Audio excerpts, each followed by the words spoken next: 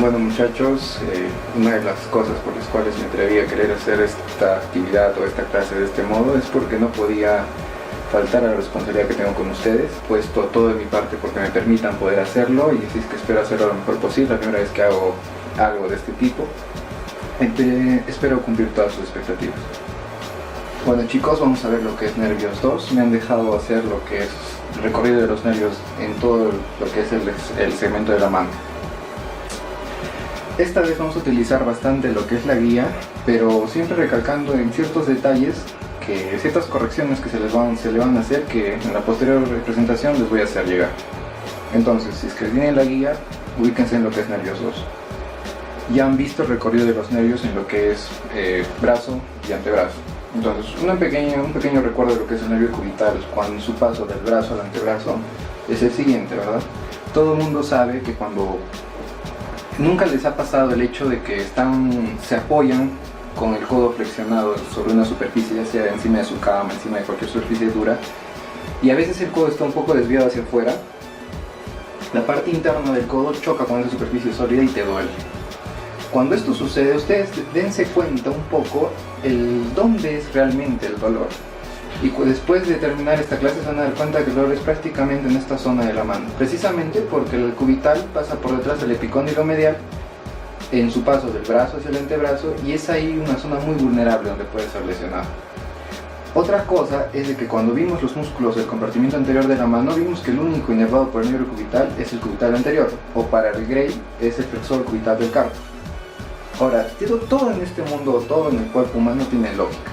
Si este músculo es el único inervado por el cubital, es precisamente este músculo el que está estrechamente relacionado con el recorrido del nervio cubital. Está por debajo de este músculo. Es por eso que lo llega a inervar. Ahora, un detalle también que es bueno que recuerden en el antebrazo es que según el Netter, la rama dorsal nace aquí y la rama palmar nace aquí. Ojo que para mí redondito significa que es enteramente sensitivo. Pero yo en la guía, si se dan cuenta, les he puesto al revés. Las correcciones son estas, que el ramo palmar es nace antes del ramo dorsal. Esto es según la teoría de Hollins y Gray. Esto es según los dibujos de Netter. Así que por favor, ya tuvimos este problema en lo que hicimos la revisión de cuello. En 2 oportunidades hubo una contradicción con Netter y con Hollins y Gray. Entonces aquí tengan cuidado con este inconveniente. El detalle está que ambos ramos son sensitivos por lo que está con redondito. Para mí, o para la guía, todo lo que es redondito significa enteramente sensitivo. Ahora, este ramo dorsal obviamente va a inervar la parte dorsal de la mano. Y este ramo palmar va a inervar la parte proximal de la inervación del nervio cubital en el nivel de la mano, ¿sí? Entonces, nace en el antebrazo pero inerva en la región de la mano. Ahora, en su paso del antebrazo hacia la mano, y entrando un poco enteramente en lo que es mano, sabemos que el nervio cubital pasa por encima del atináculo flexor, por el costadito del hueso pisiforme, a través del canal de Bouillon. Ojo que siempre aquí, ya hablamos cuando era lo que era anatomía de superficie, acá habían 2 tendones muy importantes. Este es el tendón del palmar menor, que se está cortando porque va a formar lo que es la fascia del palmar. Pero se menciona que en su paso del antebrazo hacia la mano, que pasa entre los tendones del flexor común superficial, este amarillito de aquí, inervado por el nervio mediano, y entre el tendón del cubital anterior, que es inervado también por el nervio cubital. Ojo que siempre está por dentro de la arteria cubital. Se menciona que el canal de Bouillon es un canal que está por encima, claro, sería superficial al retináculo flexor, pero es donde sí pudiera estarse la relación estrecha es con el hueso pisiforme. Ya van a ver seguramente en su clase personalizada, van a ver unos casos clínicos con respecto a la lesión del la lesión del hueso pisiforme. Y siempre recuerden que el canal de Bouillon es por el canal por donde pasa el nervio cubital, del antebrazo hacia la mano. Por lo tanto, que quede como mensaje que el paso del antebrazo hacia la mano es a través de los tendones del flexor común superficial, el tendón del cubital anterior, a través del canal de Bouillon. Y siempre recuerden su estrecha relación con el pisiforme y la arteria cubital. Entonces, ya queriendo llegar a lo que es prácticamente la mano, recordemos que el nervio cubital, después de pasar el huesito pisiforme, se divide en un ramo superficial. Ahora, miren aquí, en la guía todo esto tiene un porqué. Este ramo superficial, si bien es cierto, no es un cuadrado completo, pero tampoco es un redondo. Por lo tanto, este tiene inervación sensitiva como motor. Pero siendo un ramo superficial, la mayoría, no estoy diciendo que todos, pero la mayoría de los ramos superficiales son enteramente sensitivos. Entonces, este ramo superficial, miren cómo se divide, va a dar ramos digitales palmares comunes y ramos digitales palmares propios.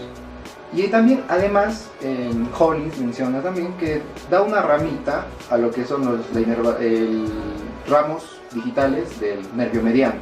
Entonces, ¿quién da la ramita? Es el ramo superficial del nervio cubital. Ahora, ¿por qué se le ha puesto con cuadradito? Porque también va a llegar a inervar lo que es el músculo palmar cutáneo o el palmar corto. Este músculo que al momento de diseccionar, al momento de estar en los cadáveres, nunca se encuentra porque es demasiado superficial. Precisamente por ser tan superficial es que es inervado por el ramo superficial. Y simplemente su inervación sensitiva es todo esto, todo lo que restaba de la rama palmar que nacía en el antebrazo. ¿Sí? Sigamos. Entonces, se divide en un ramo en un ramo superficial y en un ramo profundo. Ya vimos el recorrido del ramo superficial. Ahora, el ramo profundo, por ser profundo, está con otro color y es solamente inervación motora, por eso está enteramente con cuadradito. Y estos son todos los músculos que van a inervar a nivel de la mano. Ahora, recuerden que en la mano, la mayoría de músculos inervados son por el nervio cubital y en el antebrazo la mayoría son por el mediano. Esa diferencia siempre debes tener antes de iniciar el estudio de la anatomía de estas dos regiones.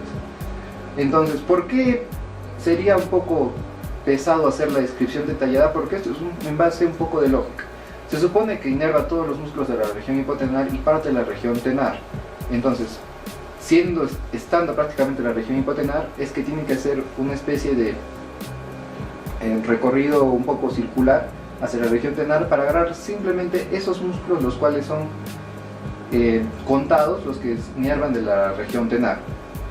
También deben recordar que aquí se divide en parte y esta es la razón por la cual solamente inerva el tercer y cuarto lumbrical. Me gustaría que pudieran hacerme algunas preguntas hasta aquí, pero continuemos. Espero ser lo suficientemente claro. Ahora, en cuanto al recorrido del nervio mediano, ya del paso del antebrazo hacia la mano, dos cosas importantes que siempre les recalco, que siempre les digo a nivel de anatomía de superficie, es que pasa entre los tendones del palmar menor y del palmar mayor. Ojo que esta es la zona donde tú vas a anestesiar el nervio mediano para tener acceso quirúrgico a lo que es alguna operación o alguna intervención en el nivel de la mano. Entonces pasa por dentro del retináculo flexor o ligamento anular del carpo. Ok. El detalle está que muy parecido a lo que es el nervio cubital, ni bien termina de su trayecto a nivel del retináculo, se divide, como yo siempre les decía, no se abre como un pocor. Entonces ahí se liberan varias ramitas, se dividen todas sus ramas terminales. ¿Qué me interesa que recuerden siempre? Que el mediano pasa por debajo y el cubital pasa por arriba. Cubital, canal de Guyon, y el mediano pasa por debajo del retináculo flexor. El detalle está aquí, que ahorita más adelante lo vamos a ver. Su estancia aquí junto a estos tendones lo hace más vulnerable a cierto tipo de lesiones que ya vamos a ver. Entonces, un detalle importante es de que antes de ingresar por el retináculo flexor da una ramita que es la rama palmar. Esta ramita palmar está ahí. No he podido aquí graficar un poco el retináculo, pero quiero que me entiendan eso. Antes de ingresar da la rama palmar. Ojo que está redondita. Por lo tanto, lo único que va a hacer es inervar la porción sensitiva de esta porción proximal del nervio mediano, de la muñeca. Ahora, ya ingresó y se divide. Al igual que el cubital va a dividirse en sus digitales palmares comunes y luego en sus propias. ¿Sí? Sus digitales comunes, ¿cuál va a ser? Todo lo que sobra, a diferencia del palmar. Ahora, aquí también dense cuenta que no está completamente redondo, sino que está con un cuadradito. ¿Cuáles los músculos motores que tienen estos digitales palmares comunes? Son el primer y segundo lumbrical. Son estos de aquí. Porque además existe la rama recurrente motora, que esta sí se va directamente a los músculos de la zona tenar. ¿Sí? Y esta es la explicación. Este recorrido, que se dan cuenta, prácticamente el recorrido te va a dar el significado de toda la inervación de los músculos. Por eso es que al comienzo les pedía de que memoricen primero los nombres de los músculos y relacionen un poco los colores. Ahora con el recorrido se les tiene que quedar fijo. El nervio radial es demasiado fácil. Si bien es cierto el cubital pasa por detrás el radial pasa por delante del epicóndilo lateral. Ahora, Este tiene detalles importantes en el sentido de que aquí, pasando el epicóndilo lateral, se va a ir en un ramo profundo, en un ramo superficial. Entonces, primero vamos a hablar aquí del ramo profundo, en el sentido que aquí sí existe una gran corrección. En la guía quizás se puede prestar a confusiones, pero entiendan que el ramo superficial es solamente sensitivo y el ramo profundo es todo lo profundo, todo el compartimiento del antebrazo. ¿Sí? Ahora, si bien es cierto, están haciendo por aquí, ni bien pasa por el epicóndilo lateral, va a tener que ir a cada musculito de toda la parte, de todo el compartimiento posterior. Y el nervio y el ramo superficial, que al final va a terminar en la manito, se va detrás de este musculito. ¿Sí? Detrás de este musculito. ¿Qué musculito será? El supinador largo o brachiorradial, que es el único del compartimento posterior más anterior. ¿Sí? El músculo del compartimento posterior que es más anterior es el supinador largo. Por debajo de este músculo es que el ramo superficial baja hacia la mano. Ahora, si recuerdan, yo les hice una pregunta. A nivel de la tabaquera anatómica, ya ustedes ya saben los límites de los tendones y el contenido que es la arteria radial. Pero además, ya siendo un poco más exquisitos al nivel de la descripción de la anatomía, una rama de la rama superficial del radial pasa precisamente, cubre a toda esta zona de la tabaquera. Si bien es cierto, es el contenido profundo, pero la parte superficial es una ramita. Y es ahí donde en algunas situaciones, si bien es cierto, a nivel de la tabaquera anatómica tú puedes llegar a la arteria radial, pero también puedes llegar a la rama superficial del nervio radial, a nivel de la tabaquera anatómica. Hasta aquí necesito que se tranquilicen, se relajen. No en realidad quisiera que me estén haciendo algunas preguntas, pero a partir de aquí es que yo ya cumplí con ustedes con hacer la descripción de todo el recorrido de los nervios. Pero no me puedo ir o no puedo estar tranquilo, no puedo dejar el curso si es que yo no les doy lo que siempre me gusta darles, que es un poco de clínicas. Entonces, si ustedes están de acuerdo a esperar un poquito más, será unos 10 minutos, vamos a hablar enteramente lo que es el examen físico de los nervios de la mano, que es en realidad para mí lo más importante del tema de nervios. Ya se les habrá recalcado en nervios 1, aunque esto prácticamente es tema de nervios 2, pero entiendan que las lesiones de la mano van acorde con su nervio. Por lo tanto, nervio cubital, mano en garra, por eso es que les hacen el dibujito de una C. Nervio medianos produce la lesión de mano aplicador, mano de mono, mano simiente. Y el nervio radial, mano en gota. Esto ya lo han debido mencionar, o al menos se los han debido de tomar en algún quiz, pero ahora quiero que entiendan el porqué. Ahora, dense cuenta aquí, sobre todo aquí hay otra corrección. En la guía ha pedido un pequeño error. Este aproximado del pulgar es inervado por el cubital, no es por el nervio mediano. ¿Sí? Es una diferencia. Y bueno, acá hay ciertos detallitos, ¿no?, que le he mejorado, pero tengan en cuenta aquí. Entonces, vamos a hablar primero del cubital, que es el primer nervio que hemos visto.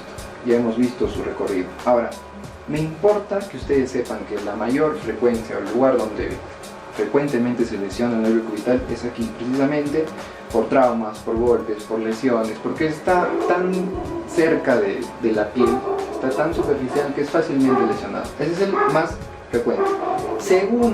En segundo lugar en frecuencia es a nivel del canal de Ullón.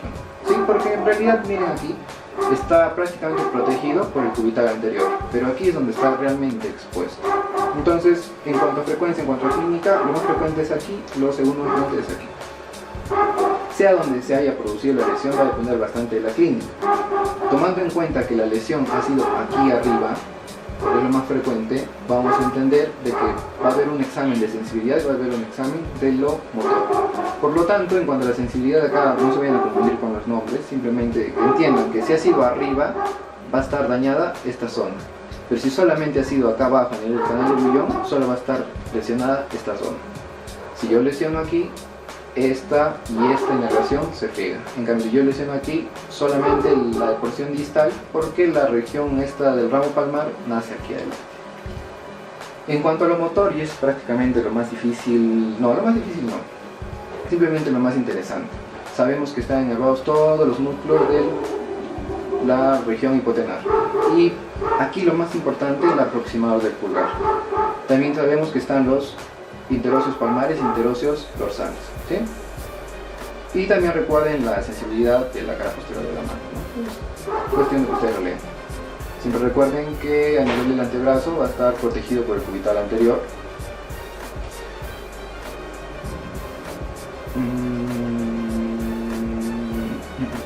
Ya está. Un detalle aquí, que la verdad no sé cuánta aplicación clínica pueda tener, es de que si tú lesionas el nervio cubital, al estar ligeramente paralizado el cubital anterior, se produce una ligera desviación de la mano hacia la derecha. ¿Me entienden? Es una desviación radial. No puede contraer este músculo, por lo tanto le gana los de la derecha. Ese es el detalle del por qué está esa diapositiva ahí. También un poco de que participe un poco en la flexión, pero sobre todo esa desviación que les acabo de mencionar. Ahí está, ¿ves? Al flexionar la muñeca le pides al paciente que flexione la muñeca y ligeramente se desvía hacia la derecha, porque el músculo cubital anterior no tiene la suficiente fuerza. Otro detalle importante es aquí. Esto es aquí donde yo siempre les he recalcado, pero nunca con tanta importancia. El tema de los lumbricales y la porción interna del flexor común profundo. Sabemos que el flexor común profundo tiene mitad de inervación junto con el mediano. Igual aquí los lumbricales nacen del profundo, igual tienen mitad de inervación. El detalle es el siguiente, ¿no? Siempre en este tipo de lesiones va a referir el paciente dificultad para cerrar el puño, sobre todo del cuarto y quinto dedo, precisamente porque para flexionar esos dos dedos es producto de esta inervación. Sí, claro, conciso, creo que cualquiera se puede dar cuenta. El detalle está, incluso estas maniobras, hay maniobras más personalizadas, ¿no? Ya, si tú quieres ser específico de qué dedo es el que no puede, simplemente generas una posición y le pides que doble, ¿sí?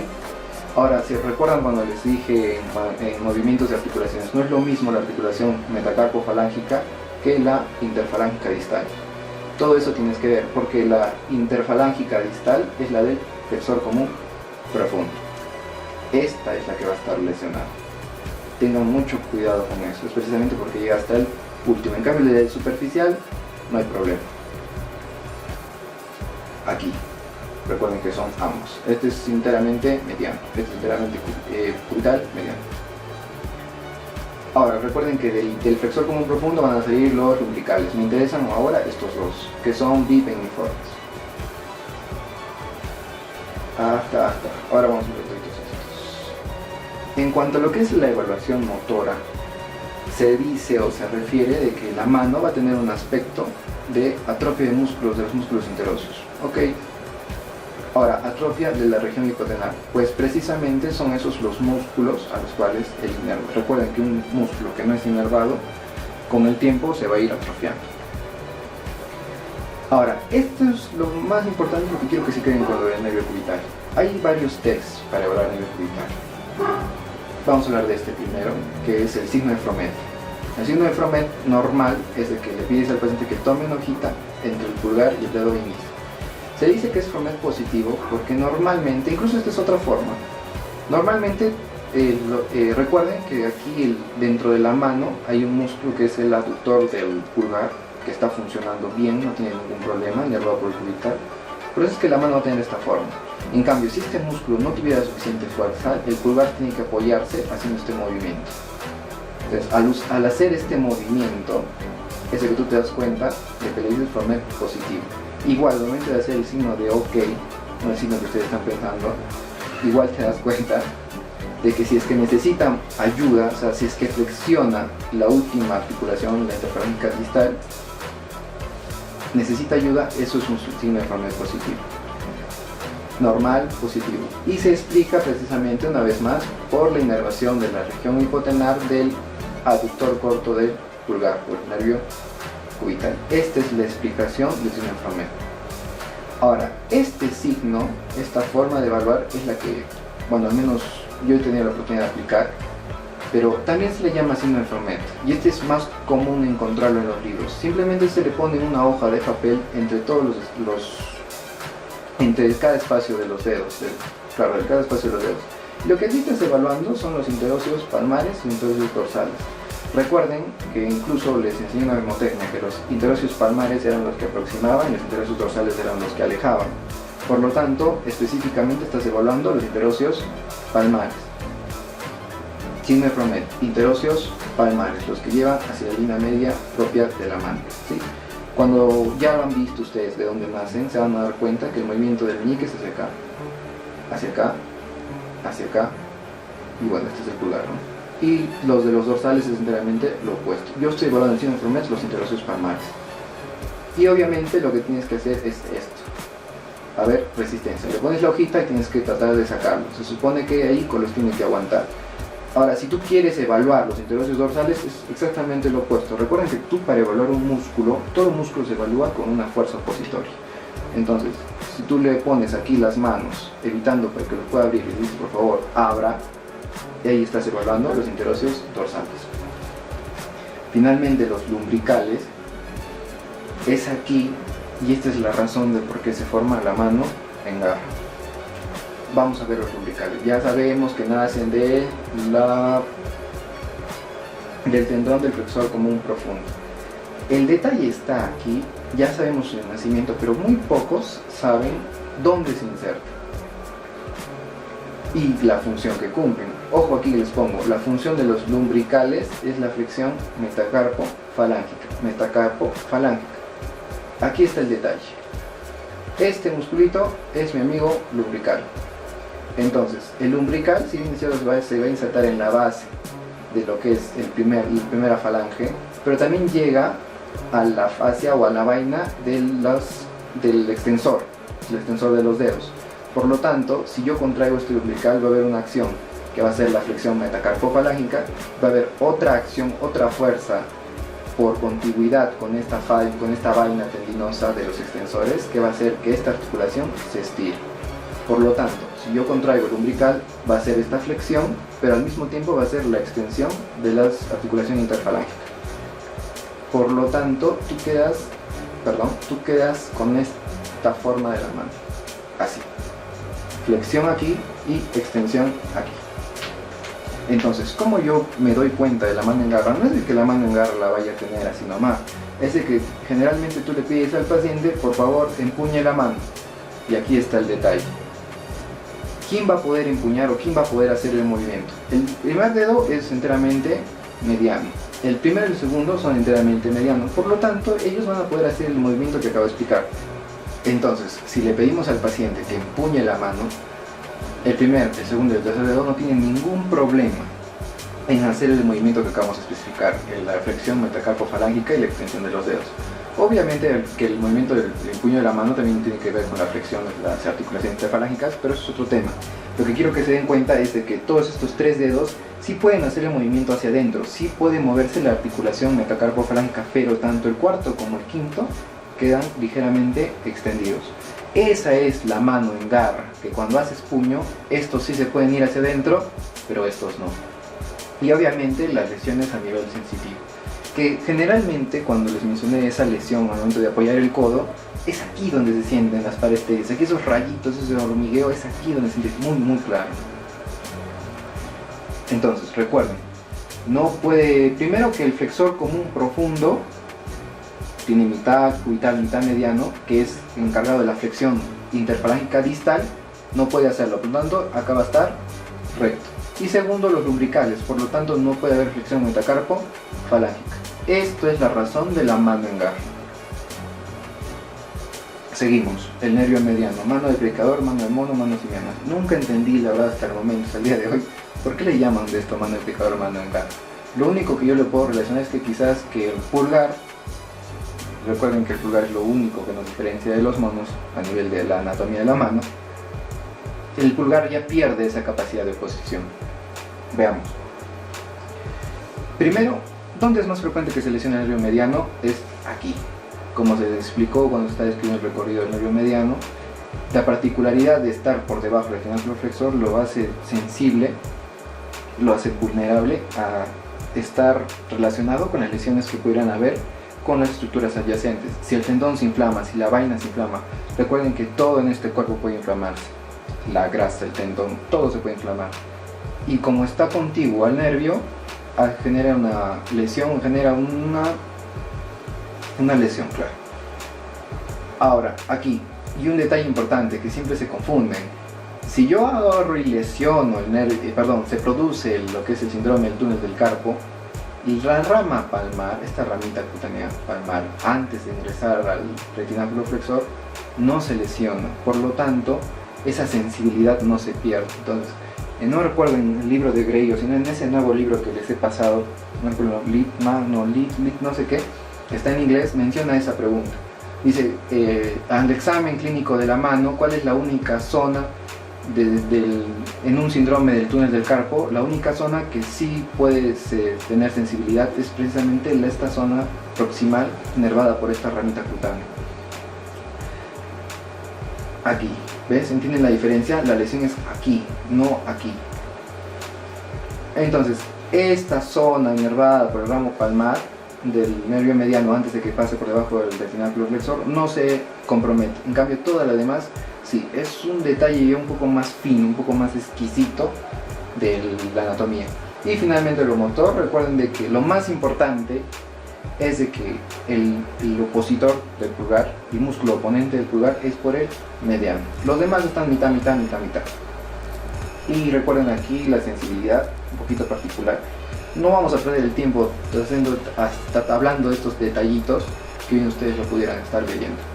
Ahora, lo que les importa, lo que supongo ustedes que al igual que a mí nos apasiona, que es la clínica, el test de Tinel es un test que también se aplica en lo que es reumatología. Simplemente es la percusión de un nervio periférico. En este caso, el nervio cubital. Se le dice que es positivo cuando se producen parestesis. Ahora, la pregunta del millón: ¿para qué estudian anatomía en superficie? Para ubicar el nervio mediano. Por lo tanto, tú le pides al paciente que empuñe, ubicas el palmar menor, ubicas el palmar mayor, y entre ellos está el nervio mediano. Le dices que el paciente que estire y tienes que percutir. Ahora, algunos utilizan el martillito, otros pueden utilizar la mano. Lo importante es de que sientan las parestesias en la zona de recorrido del nervio mediano, y eso es un Tinel positivo. Otro test que también se utiliza es el test de Fallen. Simplemente se le dice al paciente que mantenga las muñecas flexionadas y unidas por el dorso en 90 grados, muñecas flexionadas unidas por el dorso en 90 grados por 60 segundos, un minuto. Y es positivo cuando el paciente le dices ya deje de hacer y siente las parestesias. Y finalmente, lo más importante dentro de los músculos de la región tenar son el oponente, ¿sí? Ahora, aquí obviamente si se pierde la inervación del nervio mediano, se va a notar una ligera disminución de la masa tenar. Igual como el cubital era de la masa hipotenar, de la masa tenar va a haber una ligera disminución. Y aquí el problema es que no vas a poder oponer el pulgar. Por lo tanto, el pulgar se queda abierto.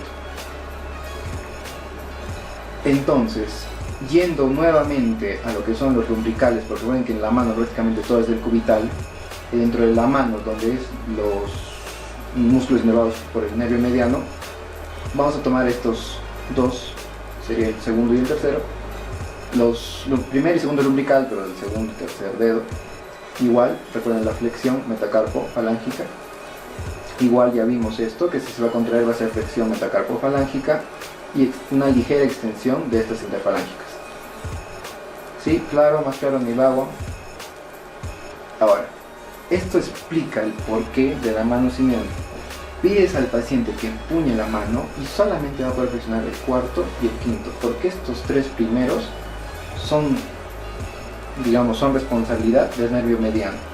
Entonces, primero, recuerden que el flexor común profundo tiene mitad cubital, mitad mediano. Por lo tanto, la articulación interfalángica distal no puede. Por lo tanto, estos deditos van a estar estirados.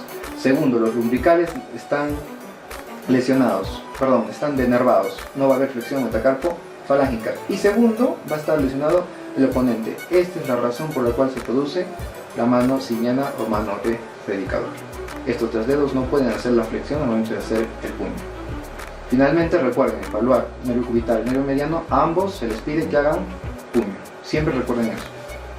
Para terminar, nervio radial es la mano en gota. Y esto es lo más simple. Yo siempre digo, el radial es demasiado fácil. Este nervio radial se lesiona muy frecuentemente. ¿Qué pasó? Muy frecuentemente cuando se produce una fractura del húmero. Recuerden que, ¿por qué siempre se les... Cuando ya se les separa entonces ya se sabrá tomar quiz. ¿Por qué se les toma en el quiz qué estructura pasa o por dónde pasa el nervio radial a nivel del brazo? Es por el canal, el surco, el canal de torsión o el surco del nervio radial. Es porque si tú lesionas ahí el húmero, muy frecuentemente se lesiona el nervio en esa zona. El detalle está que siendo una zona tan alta, va a haber bastante manifestación clínica. Primero que la sensibilidad sí va a estar lesionada, va a estar comprometida. Ojo que dependiendo de qué nivel esté, va a estar lesionado estos dos, porque recuerden que estos nacen por aquí, ¿sí? Si la lesión es aquí abajo, entonces va a estar comprometido. Estos de acá arriba, si la lesión es aquí abajo, muy probablemente estos aún permanezcan sanos. Entonces, para no pelear, para no discutir, para que se lleven esto a casa, quédense con la mano. Uno, con la sensibilidad. Si van a hablar sensibilidad, no tienen pierde con la mano. Uno. Y dos, la inervación motora, siendo aquí una zona tan alta y siendo el nervio radial el único que inerva todo el compartimiento posterior de la mano, entonces tú vienes aquí, todo el compartimiento posterior de la mano, todo lo que es extensión, se atrofia o pierde función. Por lo tanto, se le dice la mano en gotas. No puede extender la mano, pero puede moverse tal cual. Esta sí mano, esta sí se va a ver. Esta sí, así se ve. Tú lo ves al paciente con la mano caída. Y finalmente esto les dejo, chicos. Espero que lo sepan entender. Soy muy ferviente de lo que es la ideología de Don Bosco. Soy de ese colegio. Y espero que lo compartan. Recuerden, chicos, que deben tener humildad tanto para pedir un favor como para poder prestar su ayuda. Una vez más, discúlpenme por no estar presente, espero haberlo hecho bien. Si tuvieran alguna duda, no se cohíban en escribirme o preguntarle a los tutores. Estoy seguro que los tutores están completamente capacitados para poder ayudarlos. No tengan miedo y espero llegar lo más pronto para verlos y estar ahí con ustedes. Y recuerden que como grupo siempre vamos a estar para ayudarlos, chicos.